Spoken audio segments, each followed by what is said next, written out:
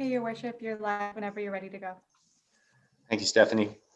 All right, Council, it's 4 o'clock and I will call a special council meeting to order for Wednesday, April 7th.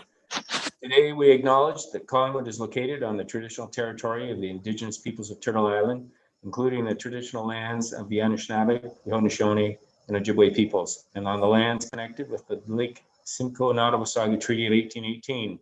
This is the home of a diverse range of Indigenous peoples whom we recognize as contemporary stewards of the land and vital contributors to our society. And I will put the motion to adopt the agenda on the table. The motion reads, the content of the special council agenda, Collingwood Judicial Inquiry virtual town hall meeting for April 7, 2021 be adopted as presented. Can I get a mover and a seconder, please?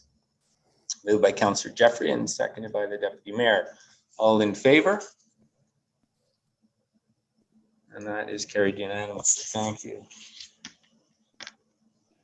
And so today we'll start off with an introduction, and staff have put together a slide deck that will take us through the brief background of the judicial inquiry and then address some of the questions that we received through Engage Collingwood, as well as opening the floor to members of the public to comment and provide their input on the go forward action plan. So with that being said, I will ask clerk to put up the PowerPoint presentation.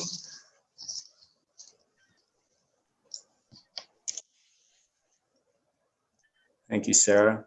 And the plan is that I will take council through and the public through the first 8 slides, just dealing with the background, how we struck the judicial inquiry and the results and the findings. And then Sonya will take us through the questions from Engage Collingwood and the answers to those questions. And then we will have the public session where people can ask questions of council in open session and of staff. So if I could get the next slide, please, Sarah or Stephanie.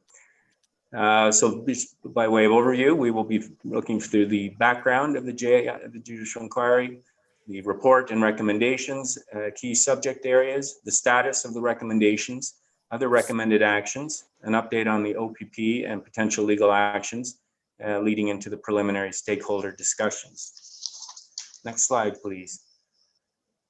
So just by way of brief background, the judicial inquiries are a way for governments to look into issues and problems arising out of the regular legislative process. And this judicial inquiry was struck under the Municipal Act. And we asked the inquiry to look into 2 transactions that took place in 2012. Namely the first sale of 50% of the Collis shares and then the purchase of the Sprung buildings.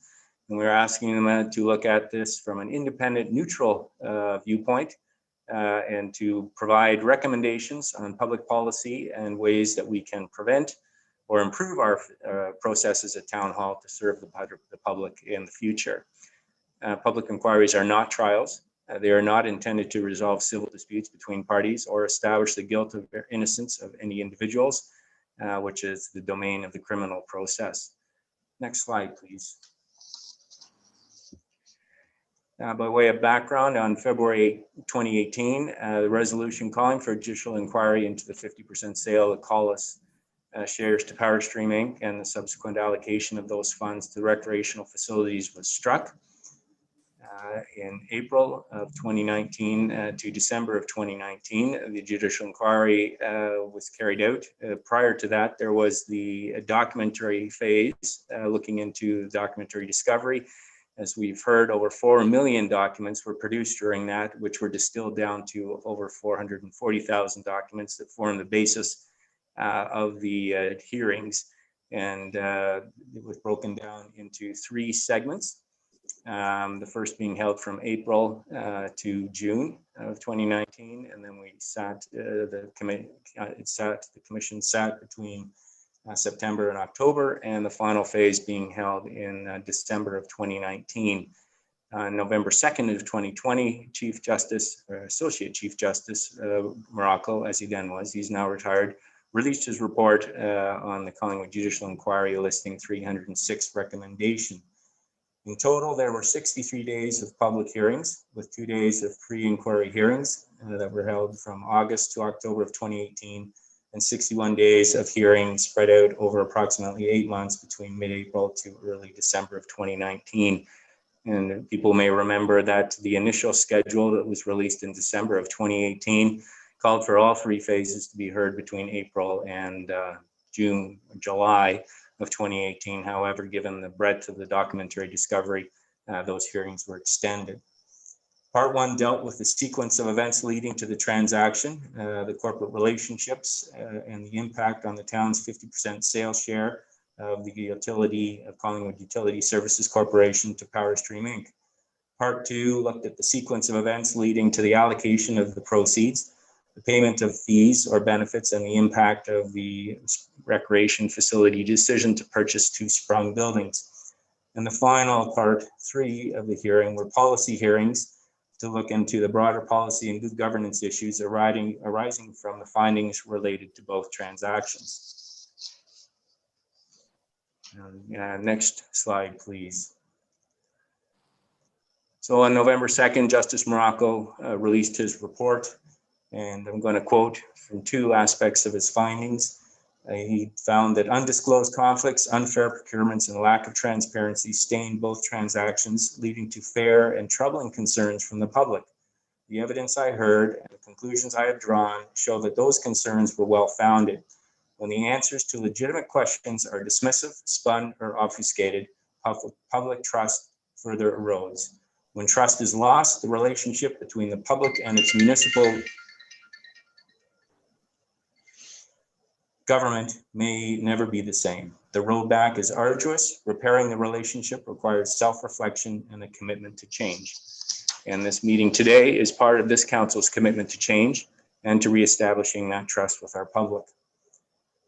Justice Morocco further wrote, I am aware that the town of Collingwood has made significant changes in its practices, policies, and procedures since 2012 to address issues that I discuss in the report and highlight in these recommendations.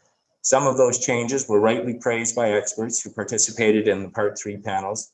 My recommendations, however, are rooted in the terms of reference and respond to the policies, procedures, and decisions captured by my terms of reference.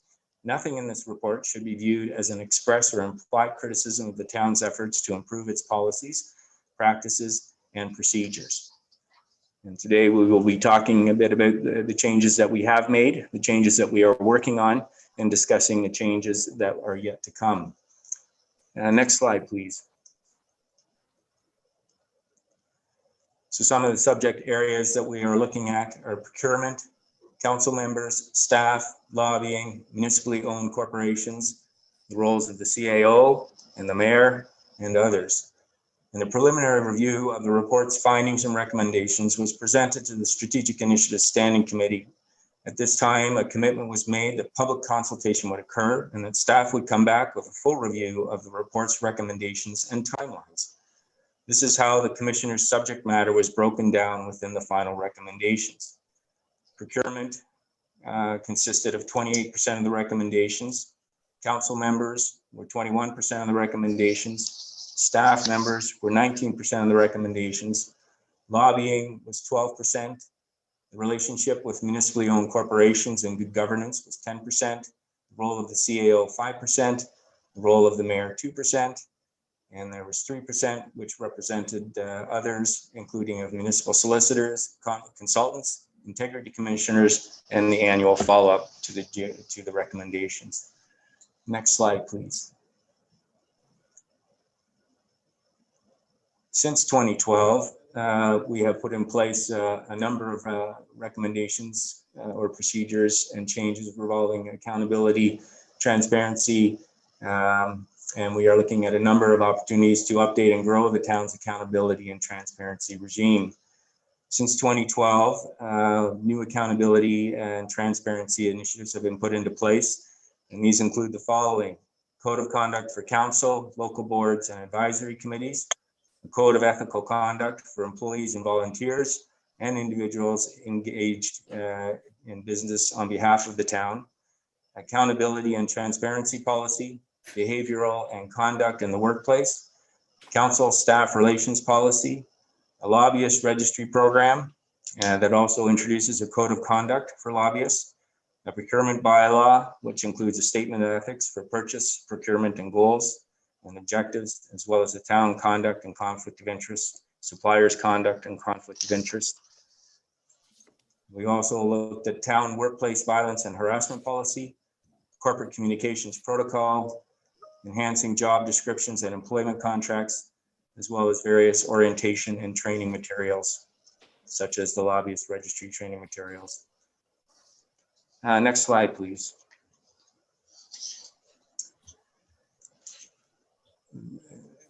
In 2015, we did a community-based strategic plan, which this council has updated.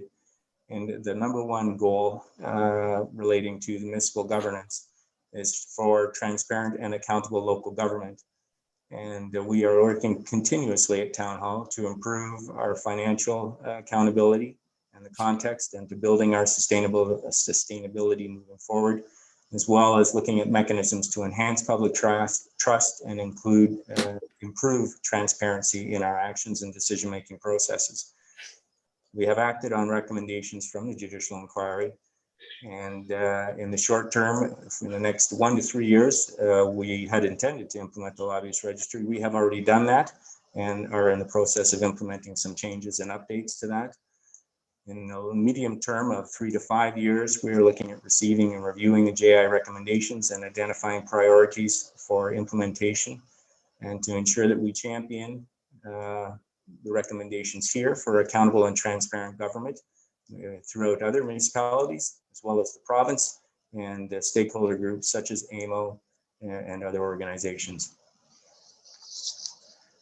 And with that being said, those are the introductory comments. I'm now going to pass it over to CAO Skinner, who will take us through the questions that were submitted and the answers, and then we will get into the discussions for today. So Sonya, take it away. Thank you, Your Worship. This is, it's actually wonderful to see the number of questions that have come in on the EngageCollingwood portal. The portal is really easy to find on the town's website, and we have it open until April 15th. So if something from the conversation today tweaks someone's desire to provide some more input to council, they can do that until April 15th. So on the next slide, which I think is slide 9, the first couple of questions have been provided, and I'll do my best to provide the answers.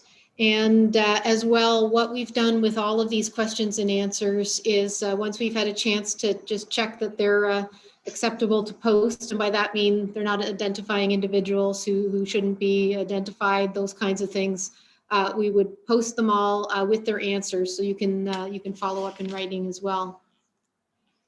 So the first question is for council and staff was, when we replenish the reserves that were depleted by funding the judicial inquiry, such as the working capital reserve, is indirectly using the proceeds of the asset sales to fund judicial inquiry costs, contrary to council's previous public direction to staff. So we looked back into the council direction to staff, and there is a report which we assume the questioner is referring to from June 2019. It's a report T 2019-12, and staff had actually recommended the use of the asset sale funds to pay for increased judicial inquiry costs. However, in their actual resolution, council didn't agree with the staff resolution, and what they said was basically not yet. They said until consultation has closed and until staff investigate opportunities to use reserves to fund the shortfall.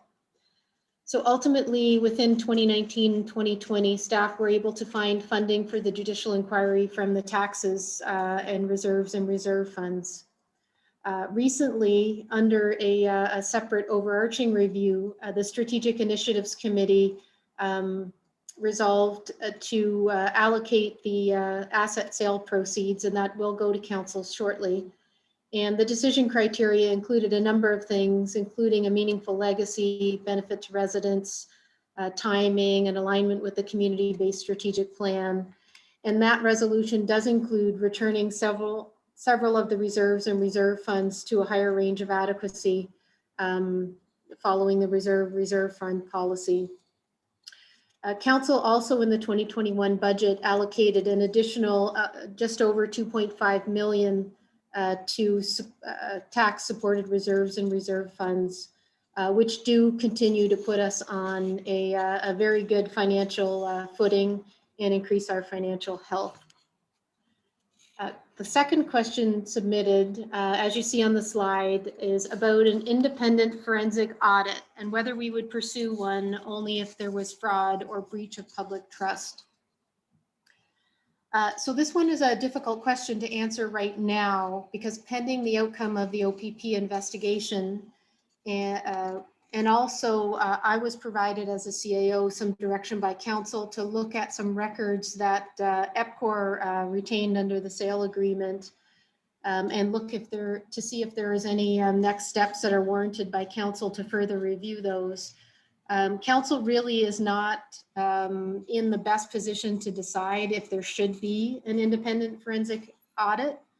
Typically, these would be completed if it is suspected that fraud or embezzlement have occurred. And usually the intention would be to proceed to legal action if that had been found. So I'd have to say that council's not quite ready to make a decision, in my opinion, on that question yet. On the next slide, the third question, and I think there's about 10 questions, not all of them are long. The third question is about can town council approve a project or spending if it's not approved in the public budget process without a public amendment of the budget in accordance with the Municipal Act and going through another prioritization?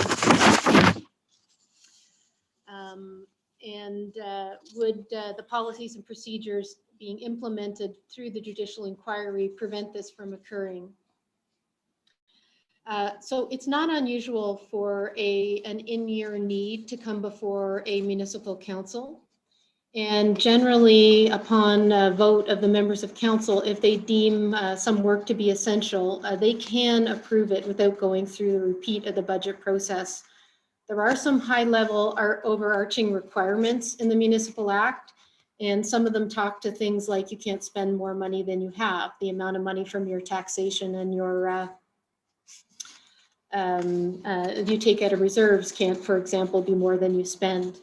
But it would not be unusual for councils to have a transparent vote to reallocate funding within the public eye during the year.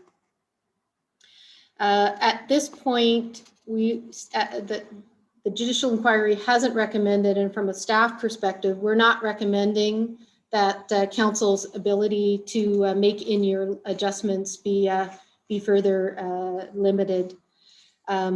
We have contemplated as staff that some of the bigger picture decisions that came forward during the judicial inquiry, for example, a decision by a council to have an inquiry would potentially require more than a simple majority of council's votes. But those kind of options have not been fully reviewed by council or other stakeholders, including the province at this point. The fourth question from the public in Collingwood is about the idea of a community foundation.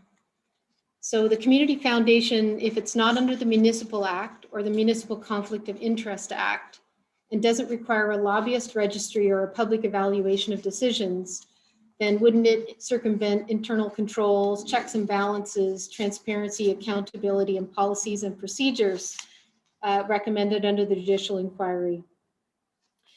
So the intention of a community foundation would be to provide social services through a commitment of specialized resources that aren't normally within the municipal administration.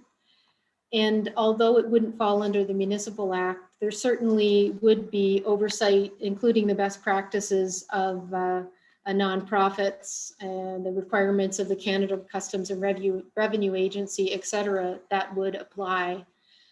However, I do agree with the questioner here that should council recommend the creation of an arm's length and board directed community foundation, we would want to review in some detail how that board would be accountable and transparent to the citizens and residents of Collingwood in carrying out its work. And then on the next slide, the fifth question is along the same lines. It is also about a community foundation and the potential for issues and conflicts to arise, not unlike those dealt with in the judicial inquiry around an arm's length town-owned corporation. And I would say the same answer would apply. This is a good point. Many not-for-profits and independent bodies do operate ethically and under best practices, and the town would be very interested in ensuring, should this be recommended, that this is in fact the case.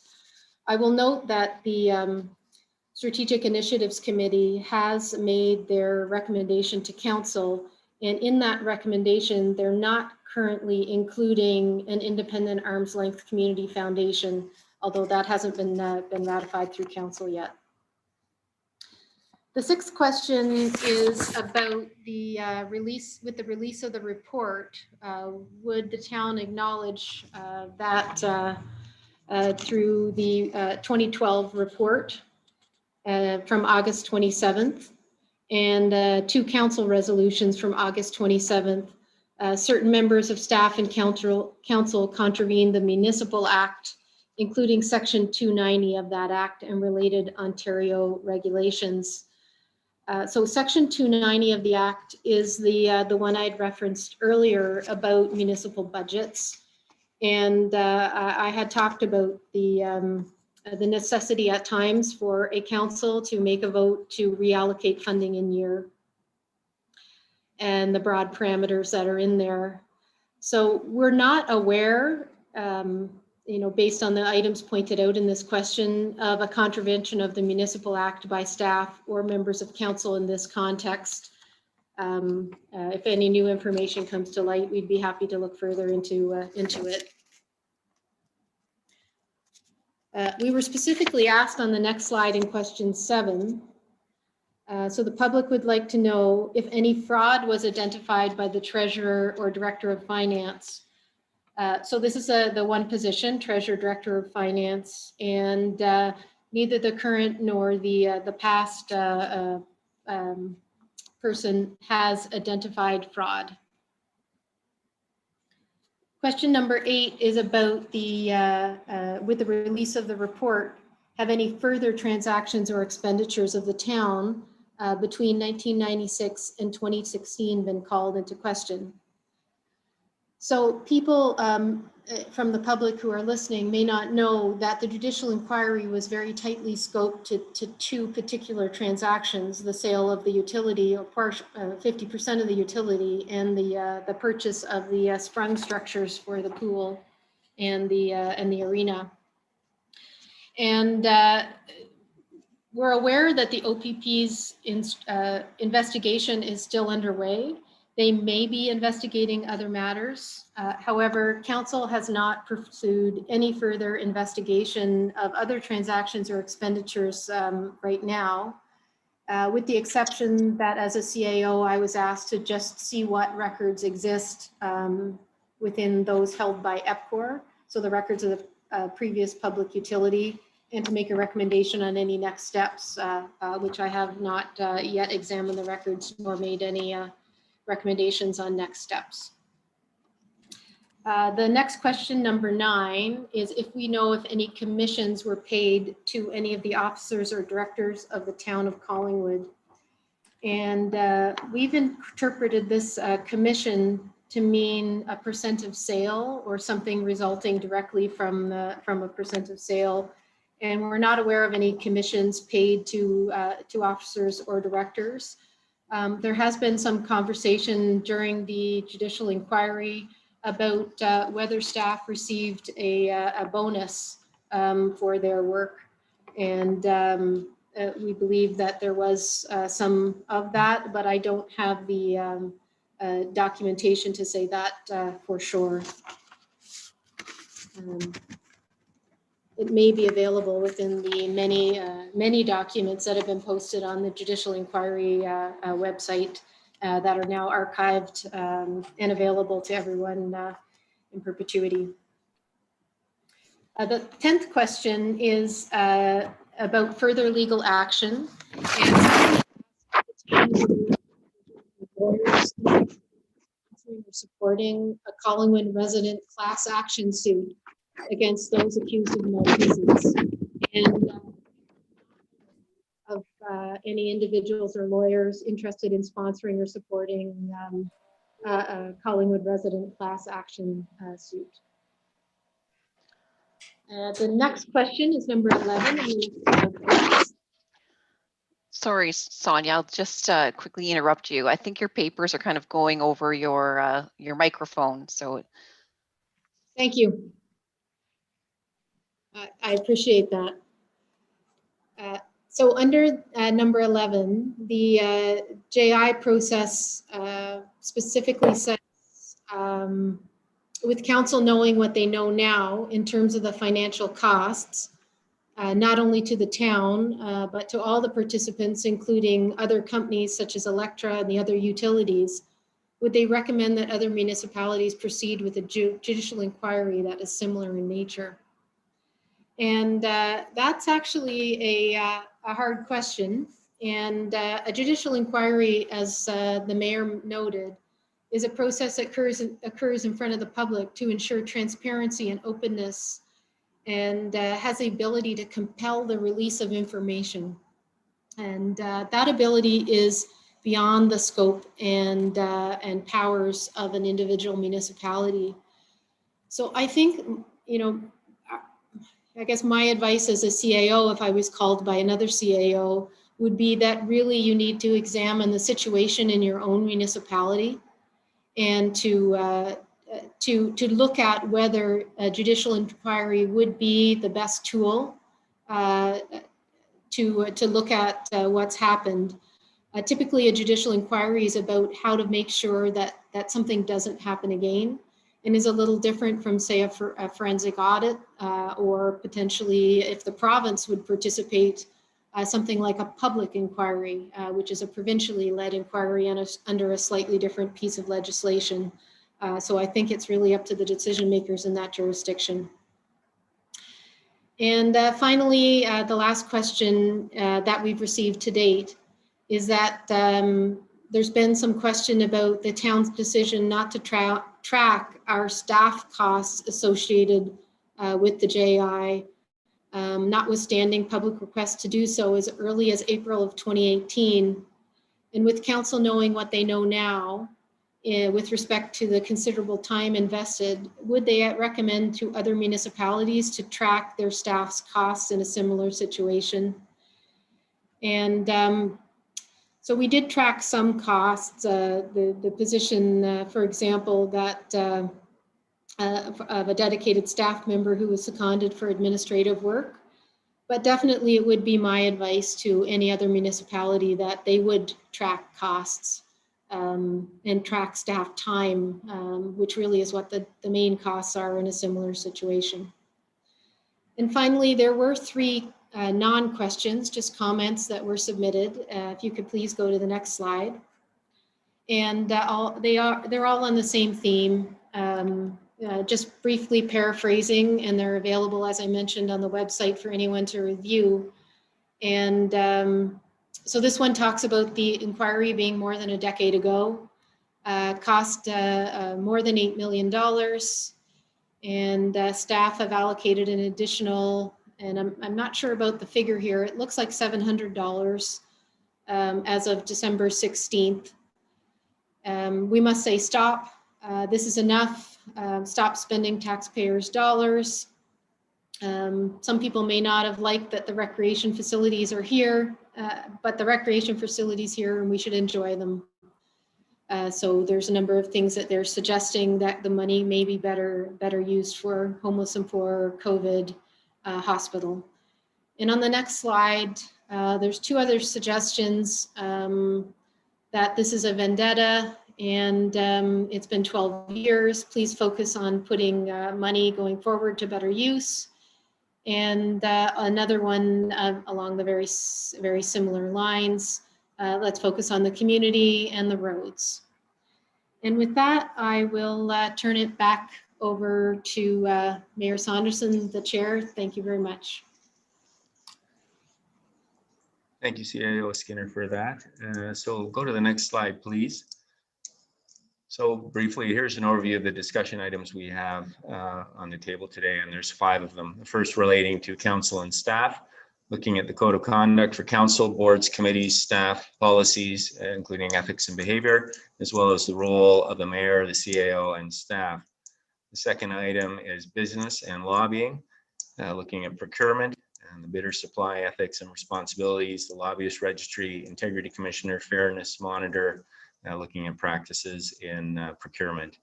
The third item deals with an update on the OPP investigation and any potential legal actions. Fourth is the judicial inquiry process itself, looking at advocating at the provincial and other stakeholder changes for the judicial inquiry processes in terms of cost controls and advice to other municipalities, and the fifth being other. So what we will do is go through each item, and I will get staff to take us through the background for each item and steps that have been taken in each of these areas, and then we will open the floor to the public to comment on each of these aspects. So if we can go to the next slide, please. The council and staff relations, dealing with the code of conduct, the policies. And with that, I'll pass it over to CEO Skinner for some brief background on actions that have been taken and actions that are in the works. And then we will open the floor to the public. Sonya? Thank you, Your Worship. I have actually asked Clerk Almus to bring us briefly through these, as she, with the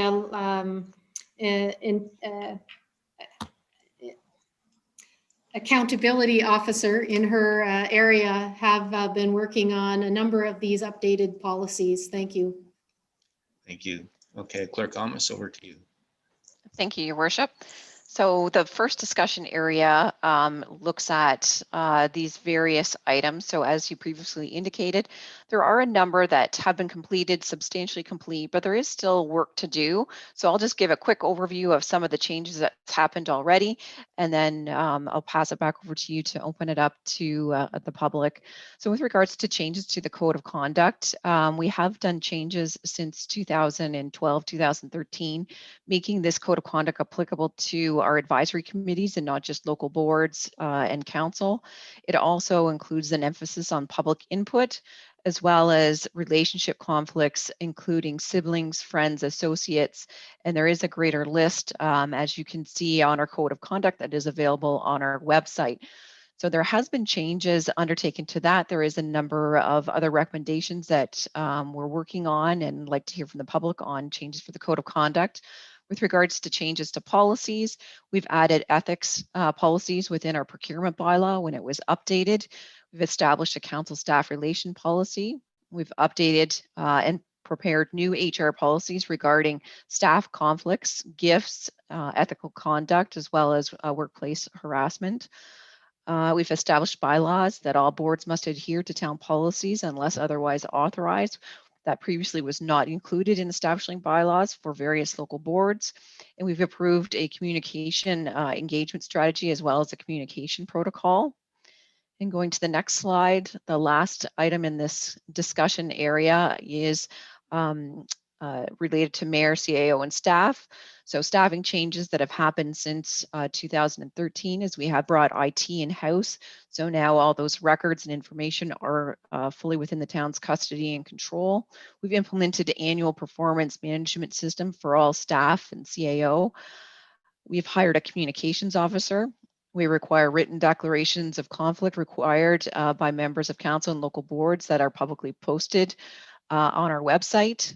We maintain a council attendance and voting record database that's also available on our website. And we've implemented a standing committee process to increase public participation prior to decisions made. At the time of the various matters that happened resulting in the inquiry, we didn't have such a process in place. So this provides generally a 2-week time gap before a final decision is made by all of council. Should any further considerations evolve in that time span, as well as we do live stream all of our council and standing committee meetings. So I will put it back over to you, Your Worship, to open it to the floor. Thank you very much, Sarah. And we will now open the floor to members of the public that would like to comment on any item or aspect of topic number 1, dealing with code of conduct and staff relations as well as policies. Sarah, do we have anyone in the gallery that would like to speak? Certainly, Worship. We have a number of people in the gallery, and we will take any sort of feedback or input on this discussion topic by pressing the raise your hand feature at the bottom of your screens. I notice we do have a few questions within the chat. I'll see if any of those relate to this discussion area. Nope, I think we are good to move on, Your Worship. All right, thank you. And before we move on, Councillor, is there anyone who has a question or comments on this topic? Seeing none, and then we'll move on to discussion topic 2, which deals with businesses and lobbying. So it includes the procurement and the Lobbyist Registry, as well as the Integrity Commissioner, Fairness Monitor, and other practices. And I will first turn it over to Clerk Almus to talk about what we've accomplished in this area and what we're working on, and then open it up. Thank you, Your Worship. Procurement is actually one of our biggest changes that we have undertaken within the last 10 years. We have implemented a new procurement bylaw with ethical standards for both staff, purchasers, and council. We've identified a centralized purchasing function and hired a purchasing professional as well as a coordinator within our purchasing department. As for the Lobbyist Registry, we've implemented a Lobbyist Registry program last January. Currently, we are contracting independent lobbyist registrar services. We have ongoing lobbyist training, and we do have an annual Lobbyist Registry report that's presented and posted publicly. On our next slide, the Integrity Commissioner, Fairness Monitor Practices. We've retained an independent Integrity Commissioner. We were one of the first municipalities that actually had an Integrity Commissioner before they were mandated. There was a brief period of time where we didn't have an Integrity Commissioner. Orientation is provided to all council boards and committees. The Integrity Commissioner provides municipal conflict of interest advice and training. So this is new, and this is actually a result of provincial changes that came about through Bill 68. Individual members of council, local boards, if they had any current concerns regarding municipal conflict of interest, they are required to seek their own independent legal advice. Now that is provided through the Integrity Commissioner services. Which is a great advancement for municipalities in the province.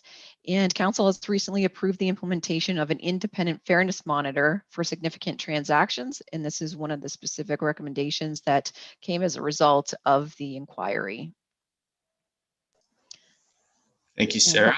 And I will now open it to members of the gallery. If anyone has questions or comments with respect to this item, dealing with business and lobbying practices. Sarah, I'll turn it over to you.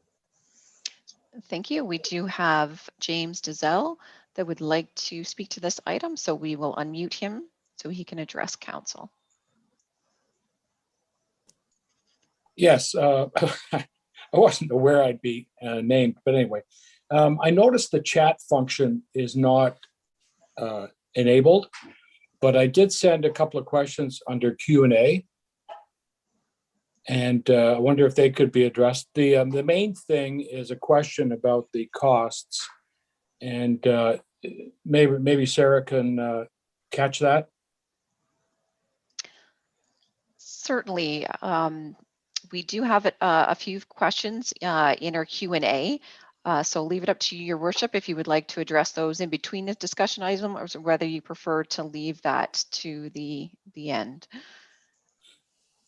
I think what we'll do is leave those to the end. We'll proceed on these. We see them, Mr. Dalziel, so we will be dealing with them, but we'll deal with them at the end once we've gone through the 5 topics for today. Thank you. All right, thank you, Your Worship. And just a reminder to the public that the information that we're gathering too, if anybody has any specific comments on these discussion topics, they will help populate our next steps in moving forward with some of the revisions to our various policies and bylaws that we do have in effect. And in Your Worship, it doesn't look like there's any further comments pertaining to this discussion section. Thank you, Sarah. So that brings us to discussion topic 3, which is this ongoing OPP investigation update and any potential legal actions that may arise from the findings of Justice Morocco or any records that we obtained from EPCOR. And I will pass it back to you, Clerk Almas, just to give some updates on where we are in these. Thank you, Your Worship. So the 2 discussion areas in here include the OPP investigation. So the OPP has the sole role to determine if criminal charges are warranted. And the OPP have reported that the investigation is expected to be finalized in the near future. Further action. So we have received some advice from our former commission counsel, and following that advice, counsel has provided direction to investigate records of EPCOR to determine if there's any further information or processes that they want staff or counsel to investigate. And I believe that's there's only 2 items within this discussion section. And I know that some of our Q&As relate to this topic, so we could probably address them under here. Good, thank you, Sarah. And I see one of the questions from Mr. Dalziel is dealing with, is the OPP investigation or still investigating? And the answer to that is yes. And that we've been told they will be making an announcement one way or the other in the near future. So we await that announcement. And aside of that, are there any, Sarah, is there anyone in the gallery that would like to speak to discussion topic 3? Again, to the public that's participating, if you wish to speak to the item, please press the raise your hand feature.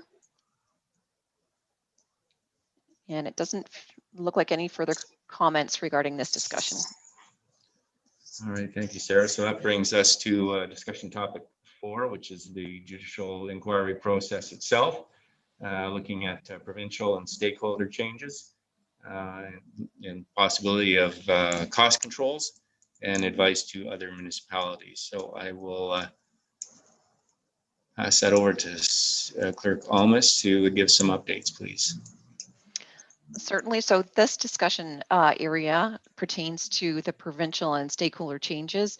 So at this point, council has provided direction requesting county to investigate an advocacy position regarding some of the provincial changes and any other changes they deem appropriate that was within the Collingwood Judicial Inquiry recommendations.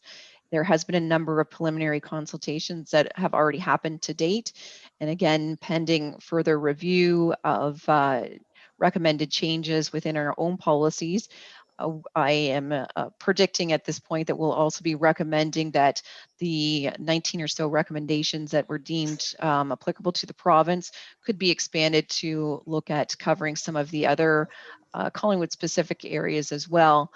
So these consultations that we've reached out to already between either through Your Worship, the Deputy Mayor, the CAO, myself, include AMO, the Ministry of Municipal Affairs and Housing, the Ontario Municipal Administrators Association, MPP Dunlop, as she has been tasked with the undertaking of the consultation pertaining to the Code of Conduct, the County of Simcoe, Premier Ford, the Association of Municipal Clerks and Treasurers, and we're also soliciting some advice in the near future from the Simcoe County Clerks and Treasurers Association next month.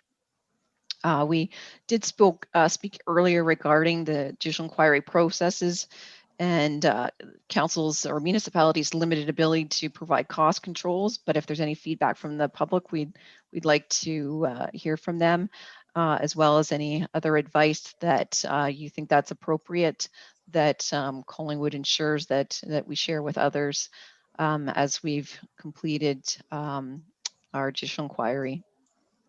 And that's it for this discussion topic.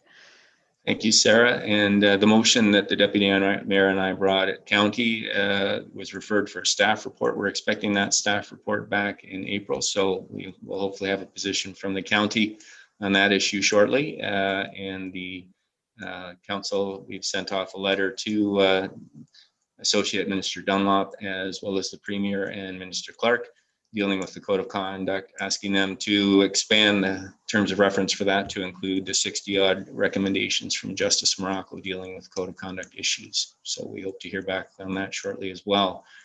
And with that being said, I will ask if there are members of the public that would like to speak to discussion topic 4. Your worship, we have Mr. John McGarry would like to address council. Good, go ahead. Good afternoon, Your Worship and Council. Can you hear me? Yes, good afternoon, Mr. McGarry. It was a little bit faint. If you can turn it up if possible. Right. This is my third attempt to get questions answered about the calling and cost of the $8 million judicial inquiry. My first 2 attempts having been met with stony silence, I'm hoping that the third time's the charm. So my 3 questions are for the mayor and are as follows. 1, what was the reason for the total secrecy around the calling of the JI in February 2018? There was never public notice of any kind, no notice of motion for the council meeting in which resolution 042 was passed. Question 2, why was there no formal procedure to conform with the town's purchasing policies before Mr. McDowell's firm was retained, single sourced, and paid to the tune of $1.4 million? Ironically, single sourcing was one of the issues studied in the JI. And 3, is it possible for Mayor Saunderson to explain why he personally and publicly projected the cost of the inquiry at $1 million, when it was abundantly clear that he was aware that all earlier inquiries had cost in the multiples of millions of dollars? It was clear in comments from Mr. McDowell, 2 CAOs, and from the mayor's own public statements that he fully understood that the Collingwood JI could not possibly be done for less than several millions of dollars. So one more time, hopefully we get some answers. Thank you. Thank you very much for those questions, Mr. McGarry, and I can answer them from my perspective on the council of the day. All decisions made with respect to judicial inquiry were done pursuant to the town's policies and procedures, and nothing was done secretly. So I think that that's a stretch to characterize it that way. Secondly, can you repeat the second question?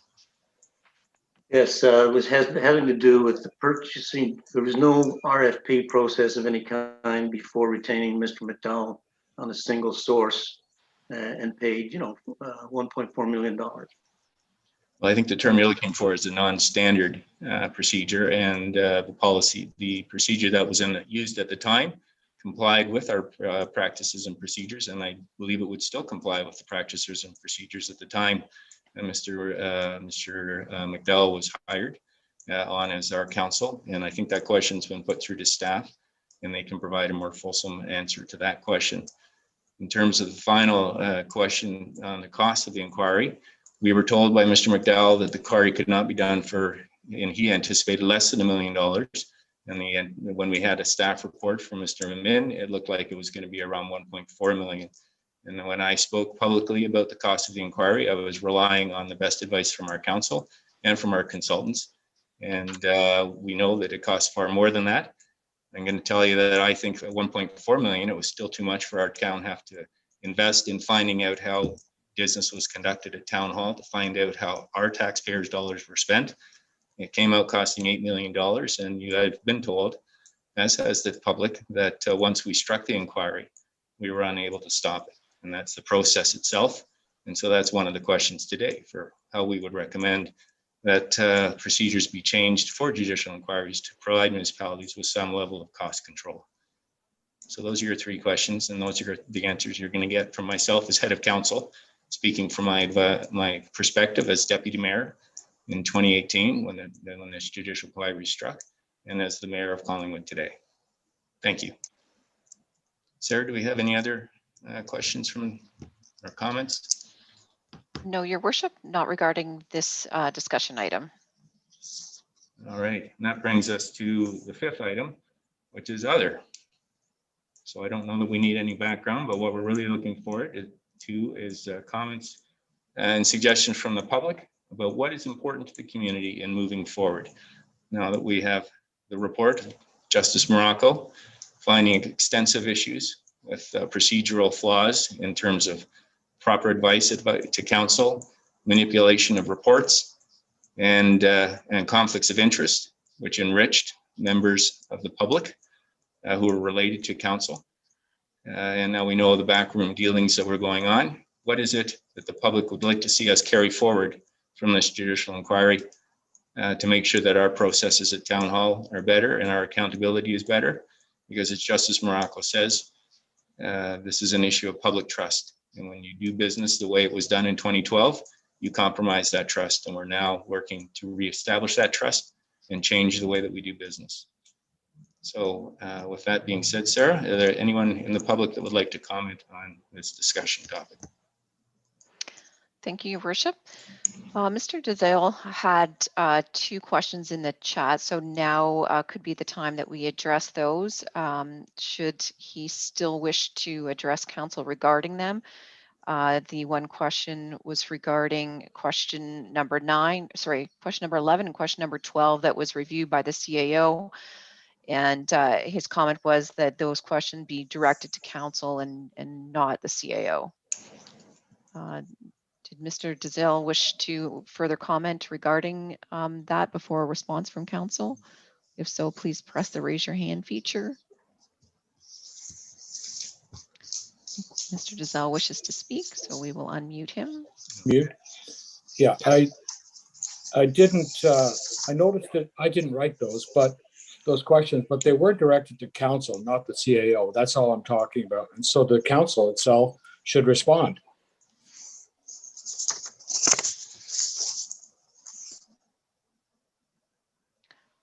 So I'm just looking at question 11.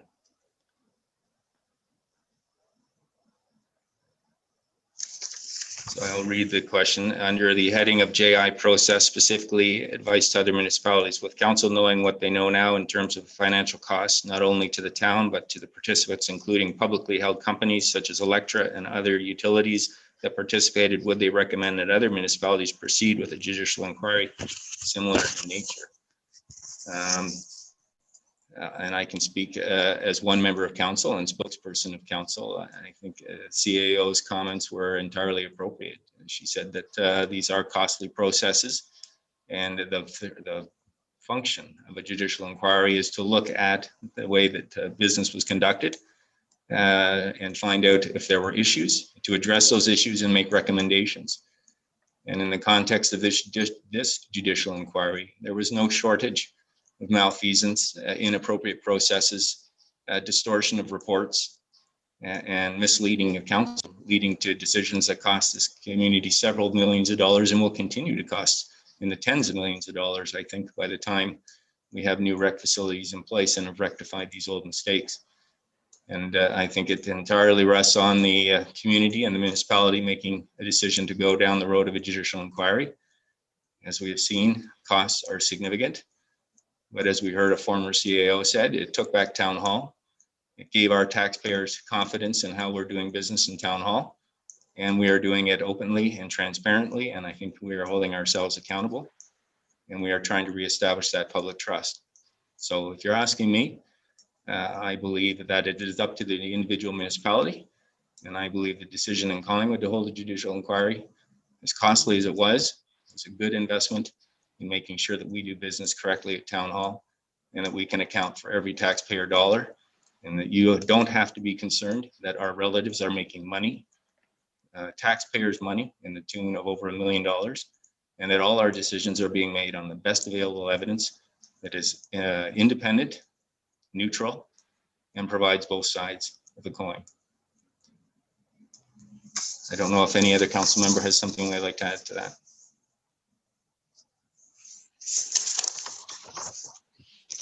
Councillor Hamlin. Question 12. Questions have been, sorry, go ahead, Sarah. Councillor Hamlin wishes to speak. Go ahead, Councillor Hamlin. Thank you. It's actually, of course, all these are good questions, and would we have decided to spend 8 million, or would we recommend another municipality spend it?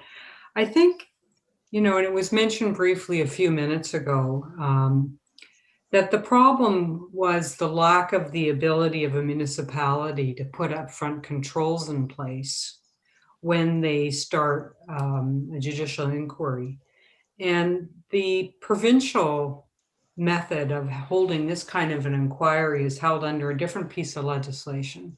And they took all the opportunity at the provincial level to put those stringent controls in place for their own inquiries, but in my own view, perhaps forgot to look at their lesser cousins who are municipalities and doing the same for us. And I know that's one of the things that as a town, we're encouraging the province to fix, because if we could have set a budget like the province could, as I mentioned, in its own inquiry processes, we would have been able to stick to an upfront cost. And if that was in place, I think any municipality that faced the problems that Collingwood faced would be well served.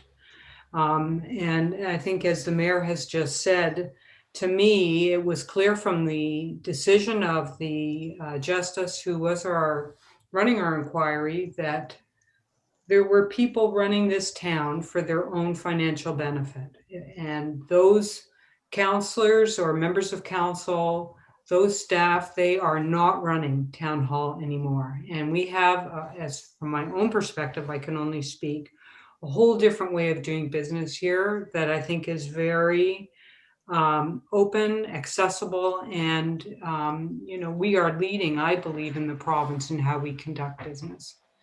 So I think for that reason, the inquiry was, very justified and will set our town in good stead for the years to come. Thank you. Thank you, Councillor Hamlin. Go ahead, Deputy Mayor.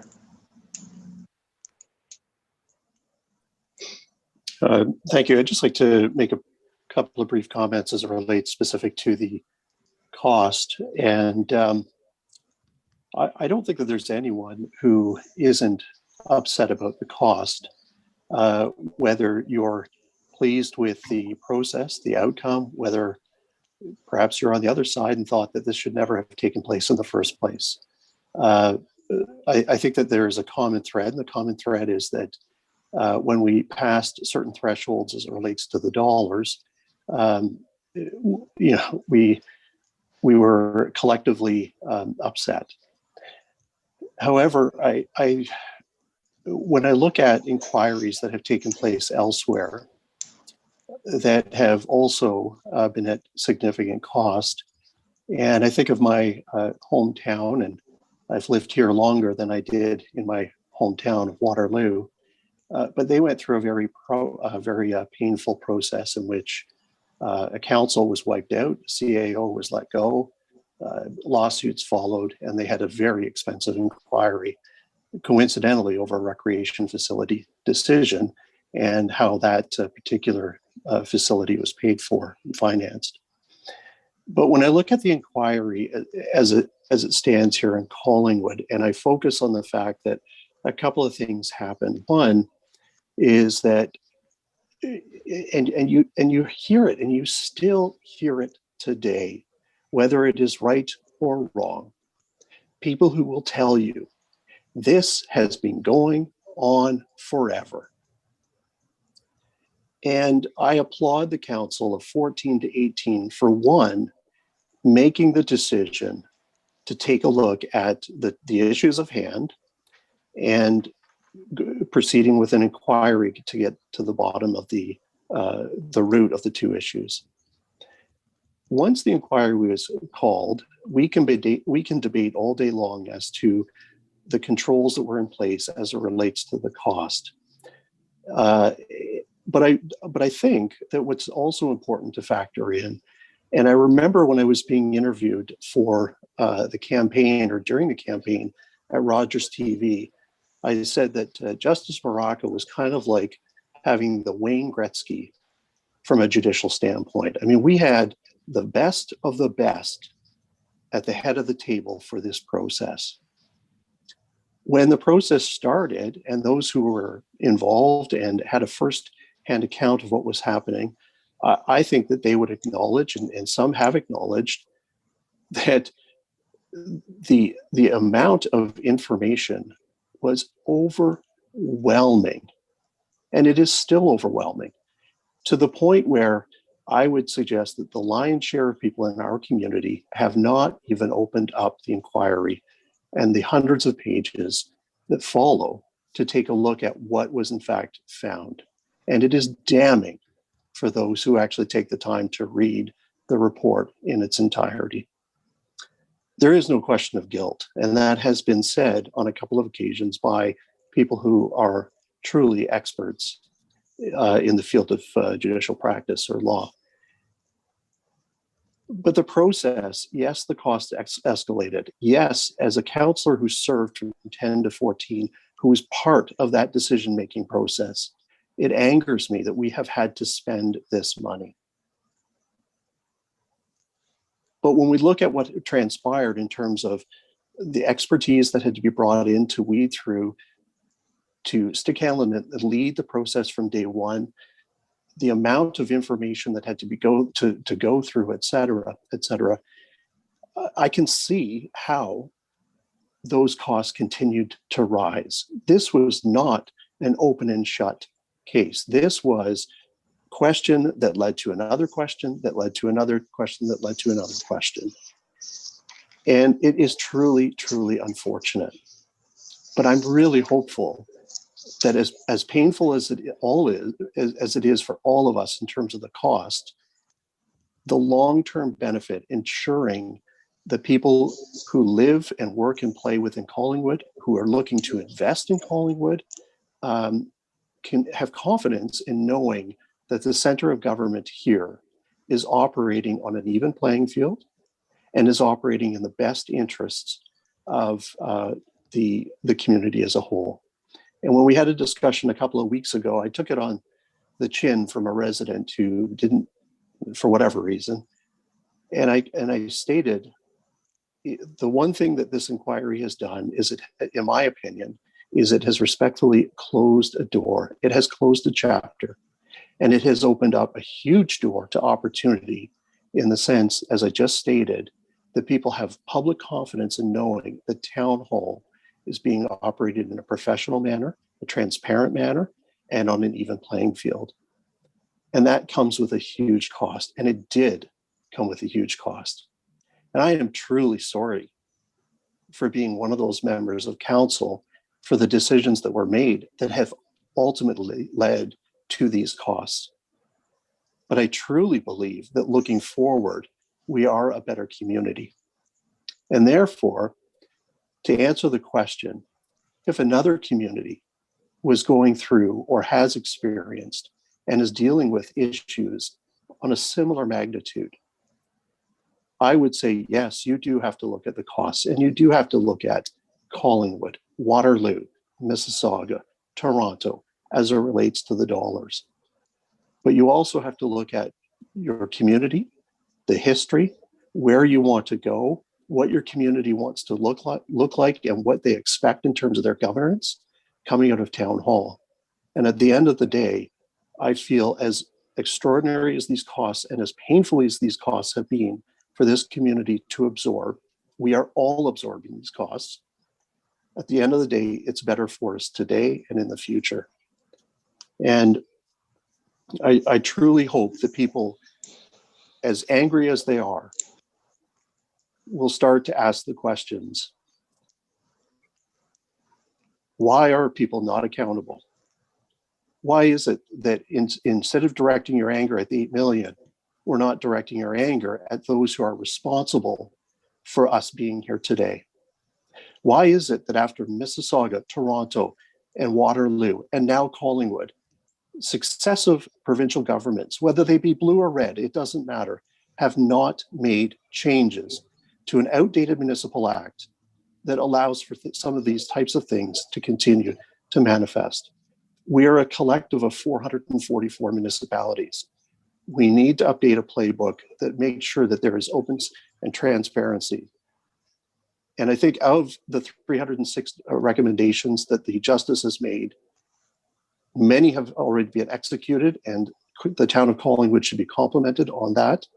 But there are many that need to still be implemented, both locally, the county, and more importantly, provincially, so that the taxpayer, the resident, whether they be 80, 50, or yet to be born, who are going to pay for some of these costs, can feel confident in knowing that, again, the door is closed to the past in this community, and that we are open, and that the future is much, much brighter.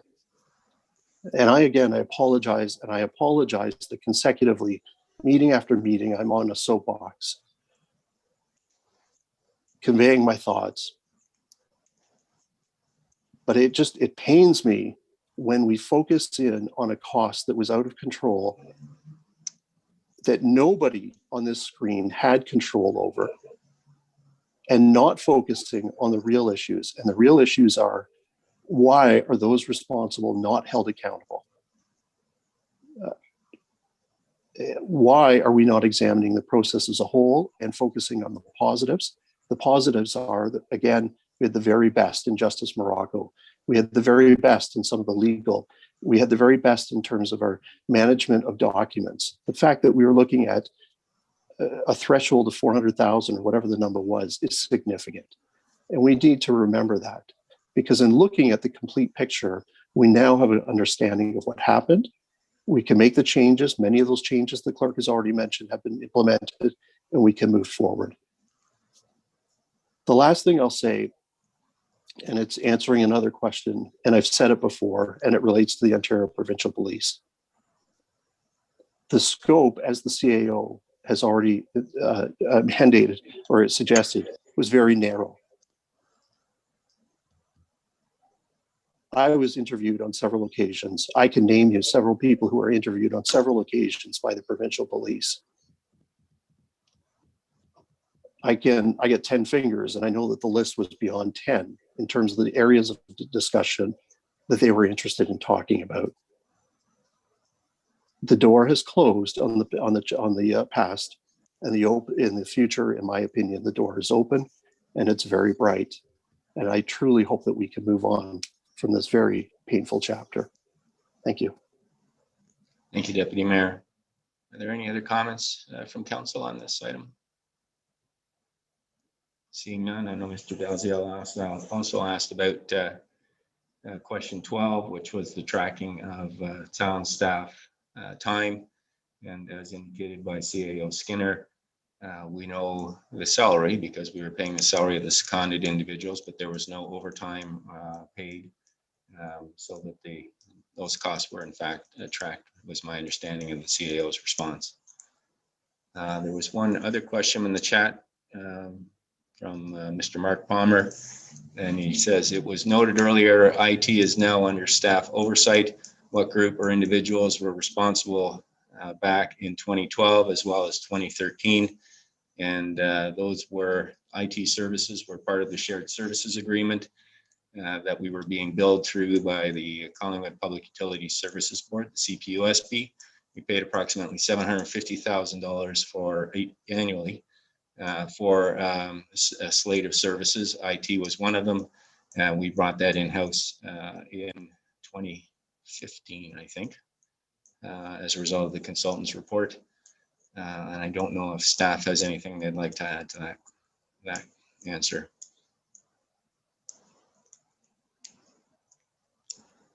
CAO Skinner. Thank you, Your Worship. Nothing to add. I'm not certain on the year that came into the town proper. It may have been after 2015. We could follow up if it was necessary, but yes, we are pleased to have direct control of those services and the cost in today's day and age when you need that level of security and understanding the security of the documents, hackers, that kind of thing. It has been a move forward for us to have direct oversight of that service. Thank you. Thank you, CAO. And I guess I would note just further to question 12, talking about tracking staff time. those $750,000 fees for the services were on an allocation basis. We were never told the salaries or contract prices or given a breakdown of any of the services that were provided. Those were global numbers that were paid until we terminated that agreement. Clerk Almas, is there any other people from the gallery who wish to comment on topic 5? So again, if there's any further questions regarding any of the items we've talked about today, this is your opportunity. So press the raise your hand feature. If you are participating by telephone, please press *9 and we will unmute you.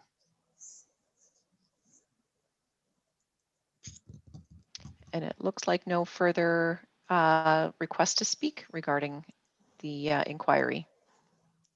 Okay, thank you, Sarah. So I think that brings us to next steps.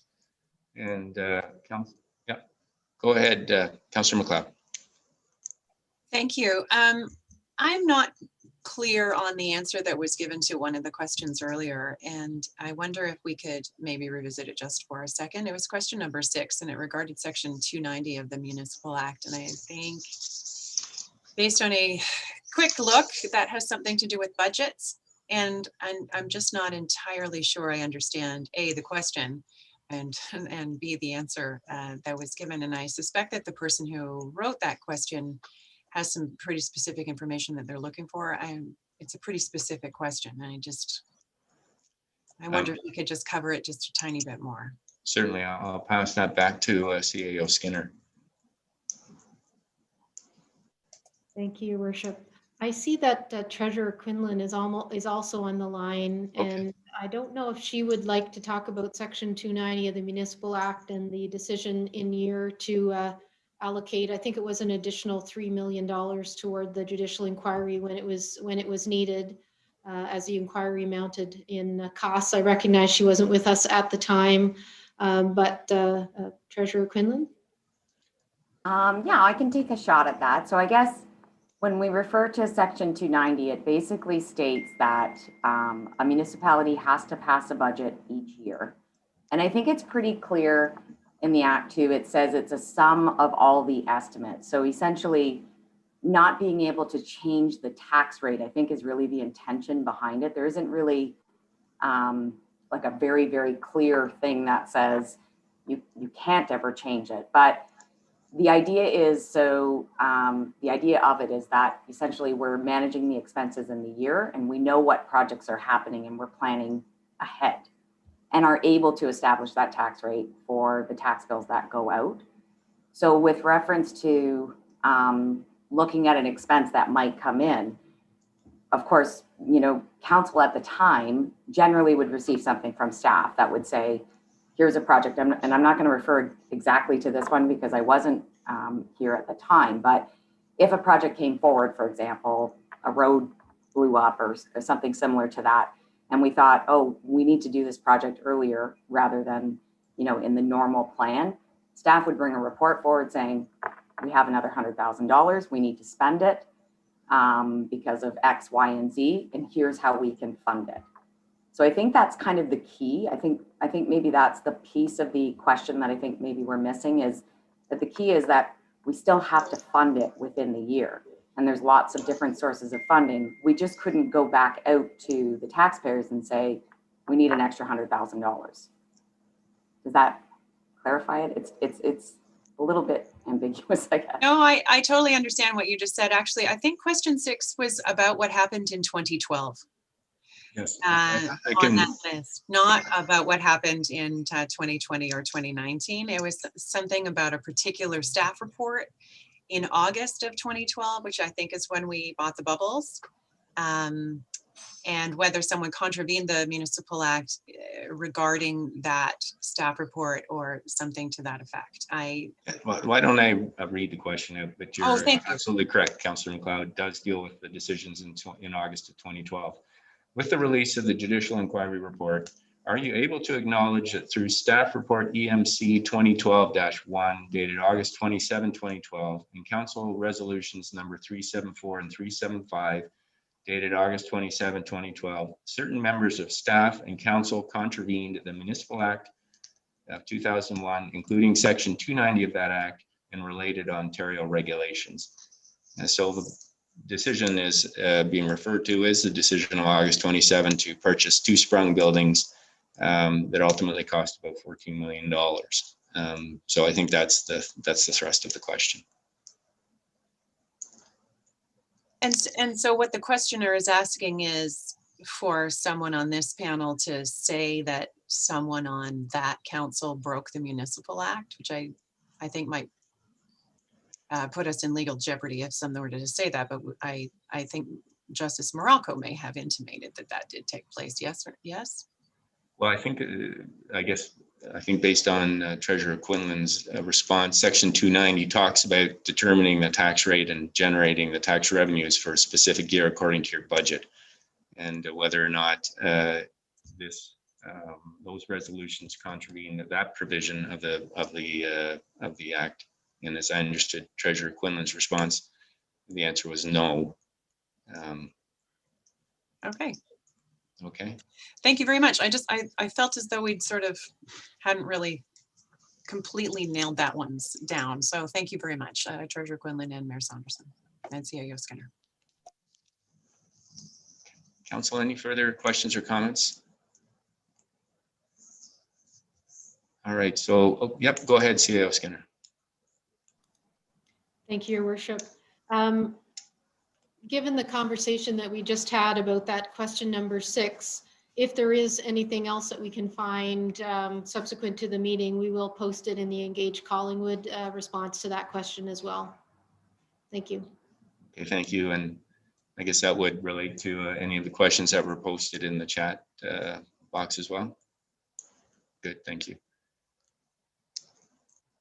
Okay, so where we are in terms of next steps in our go forward plan, Council has requested a staff report be prepared for the May 3rd, 2021 Strategic Initiative Standing Committee, compiling all the feedback received from our various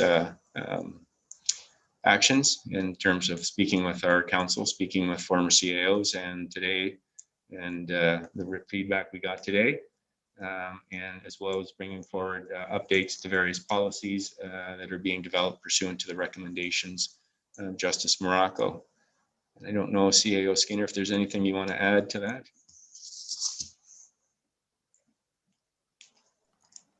Thank you, Your Worship. Just that staff have listened closely to the input from the public today and also the comments from council, and will be also watching very closely the rest of the Engage Collingwood input up till April 15th in developing this report back for council's consideration.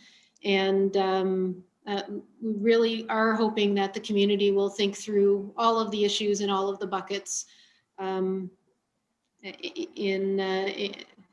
suggesting how the community moves forward together. And in particular, any further comments or suggestions on the types of information, for example, that the community would like to see so that they're confident that decisions are being made accountably and transparently. We'd love to see that type of input. Thank you. Thank you, CAO Skinner, for those words. And yes, absolutely. Thank you to, I'll come to you, Councillor Doherty, just a minute. Thank you to everyone today who participated. And this is a very important procedure. This is a big investment by our community in transparency and accountability.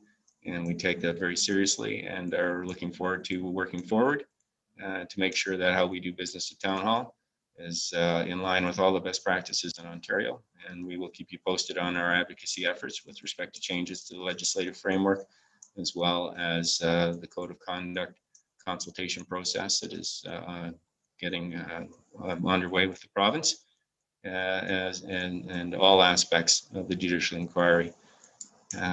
So that said, Councillor Doherty, you had something you wanted to say? Thank you, Worship. And actually, your comments did cover it to some degree. It's just in terms of next steps, I thought it was very important to reiterate that we will be pursuing changes with the province relative to municipalities' abilities to limit the costs of public inquiries going forward.